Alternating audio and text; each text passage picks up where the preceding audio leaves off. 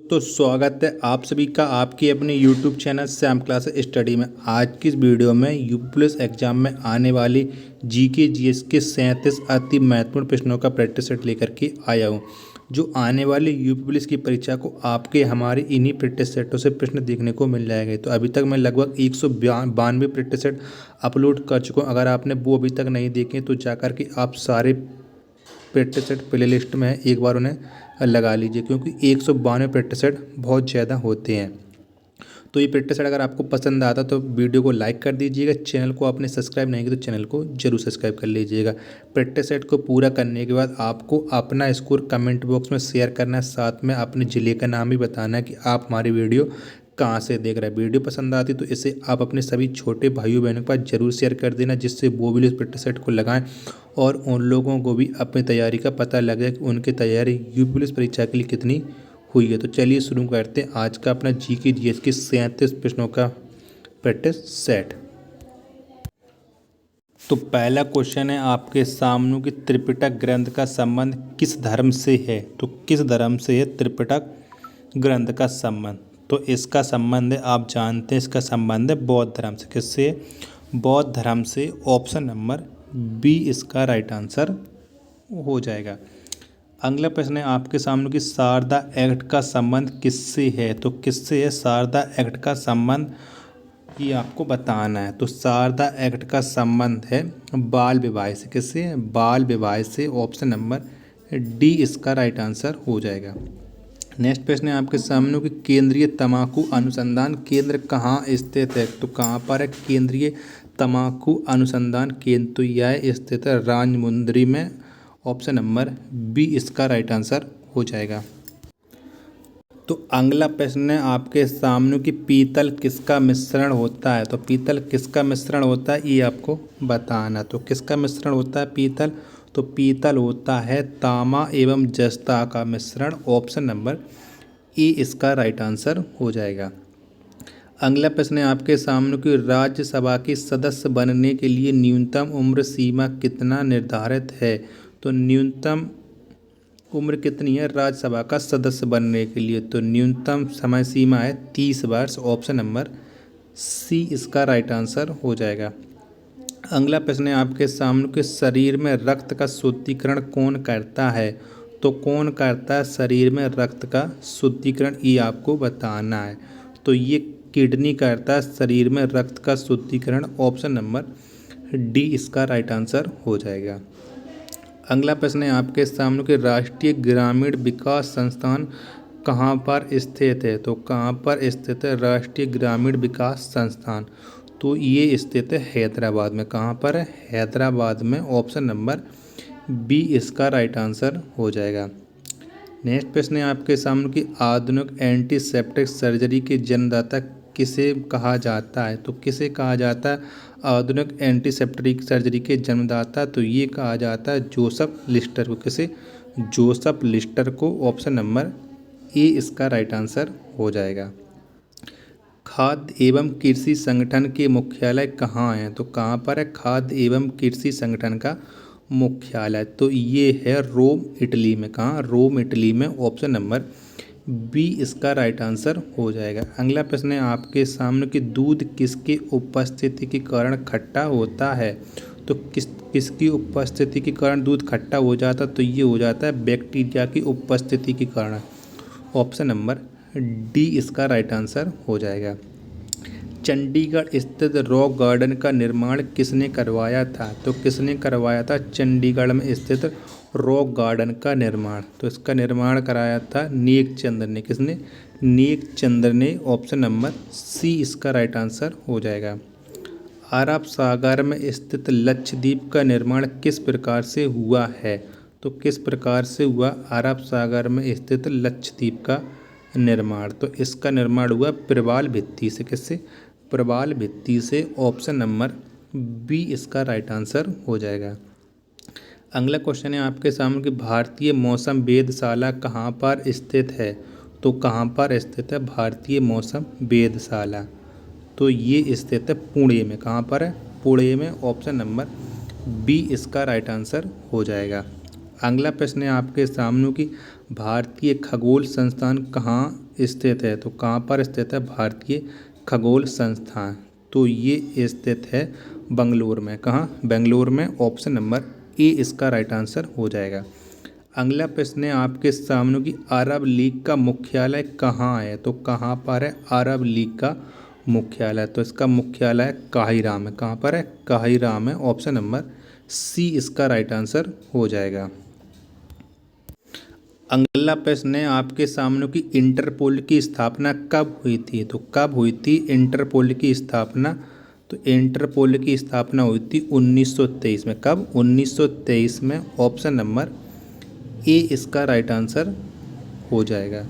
Next question है आपके सामने कि भारत में राष्ट्रीय आपात लागू करने का अधिकार किसे प्राप्त है? तो किसे प्राप्त है भारत में राष्ट्रीय आपात लागू करने का अधिकार? तो ये प्राप्त है राष्ट्रपति को। किसे? और राष्ट्रपति को। ऑप्शन नंबर सी इसका राइट आंसर हो जाएगा। अगला प्रश्न है आपके सामने कि क्षेत्रफल के दृष्टिकोण से सबसे बड़ा देश है? तो कौन सा देश है क्षेत्रफल के दृष्टि से सबसे बड़ा? तो ये है रूस। कौन सा है? रूस क्षेत्रफल की दृष्टि से सबसे बड़ा देश है। ऑप्शन नंबर ए इसका राइट आंसर हो जाएगा। मीटियोरोलॉजी में किसका अध्ययन किया जाता है? तो किसका अध्ययन किया जाता है मीटियोरोलॉजी में? तो मीटियोरोलॉजी में अध्ययन किया जाता है मौसम का। किसका?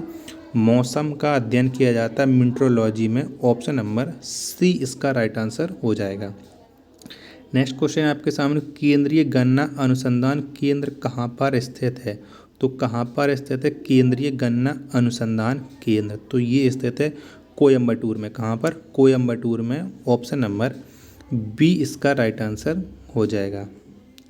अगला प्रश्न है आपके सामने कि भारत के किस स्टॉक एक्सचेंज की संचालन एवं नियंत्रण की जिम्मेदारी किस पर होती है? तो किस पर होती है भारत के किसी स्टॉक एक्सचेंज के संचालन एवं नियंत्रण की जिम्मेदारी? तो इसकी जिम्मेदारी होती है सेबी पर। किस पर?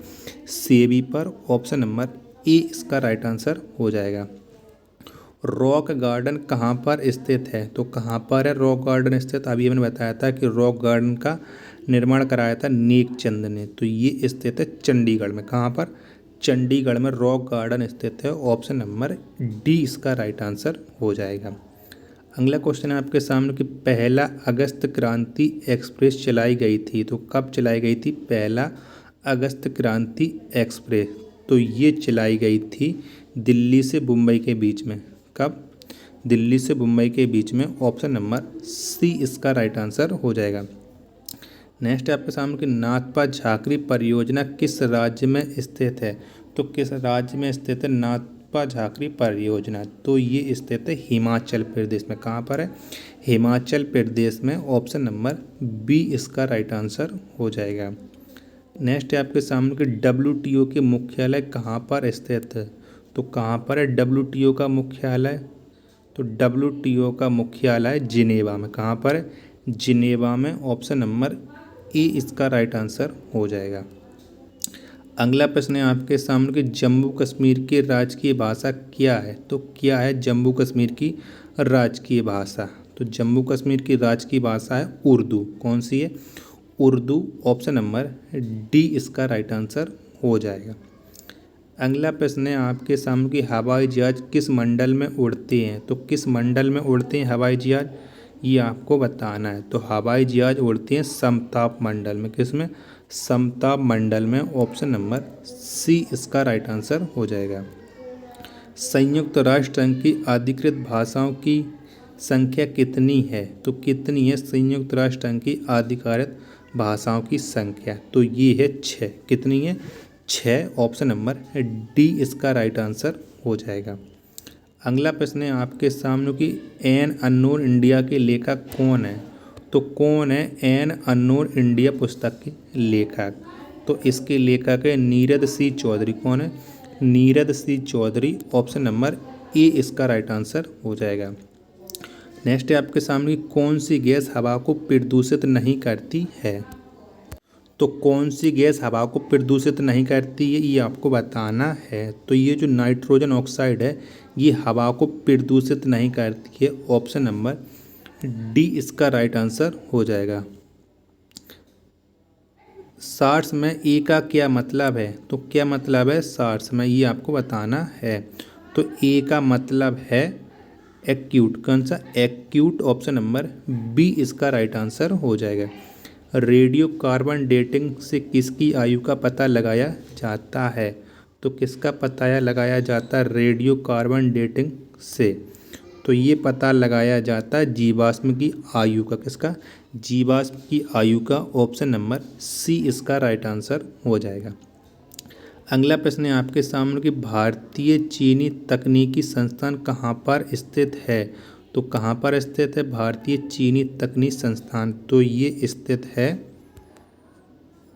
कहाँ पर, ये स्थित है कानपुर में, कहाँ पर है कानपुर में, ऑप्शन नंबर डी इसका राइट आंसर हो जाएगा।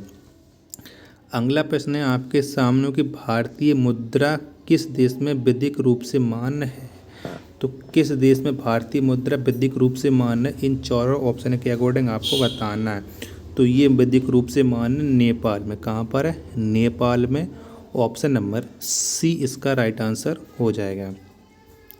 नेक्स्ट क्वेश्चन है आपके सामने कि डिप्थीरिया रोग शरीर के किस अंग को प्रभावित करता है, तो किस अंग को प्रभावित करता है डिप्थीरिया रोग, तो ये प्रभावित करता है शरीर के गला को, किसे, गला को प्रभावित करता है, ऑप्शन नंबर सी इसका राइट आंसर हो जाएगा।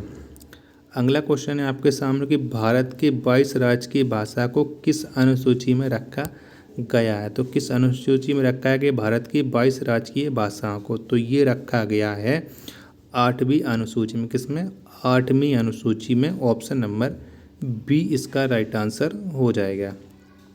नेक्स्ट क्वेश्चन है आपके सामने कि तलचर सुपर थर्मल पावर किस राज्य में स्थित है, तो तलचर सुपर थर्मल पावर किस राज्य में है, तो ये है उड़ीसा राज्य में, किसमें, उड़ीसा राज्य में, ऑप्शन नंबर सी इसका राइट आंसर हो जाएगा। तो अब आप बताएं कि आपने हमारे इन 37 प्रश्नों के प्रैक्टिस सेट में कितने प्रश्न सही किए हैं। अगर आपने इसमें 30 प्लस भी स्कोर कर लिया तो निश्चित है आपकी तैयारी अच्छी चल रही और आप यूपीएससी की परीक्षा में अच्छा स्कोर करके आओगे। वीडियो पसंद आई तो वीडियो को आप लाइक कर दीजिएगा। चैनल को आपने सब्सक्राइब नहीं किया है तो चैनल को जरूर सब्सक्राइब कर लीजिएगा। मिलती है अपने नेट प्रैक्टिस सेट में, तब तक के लिए धन्यवाद। जय हिंद प्यारे साथी।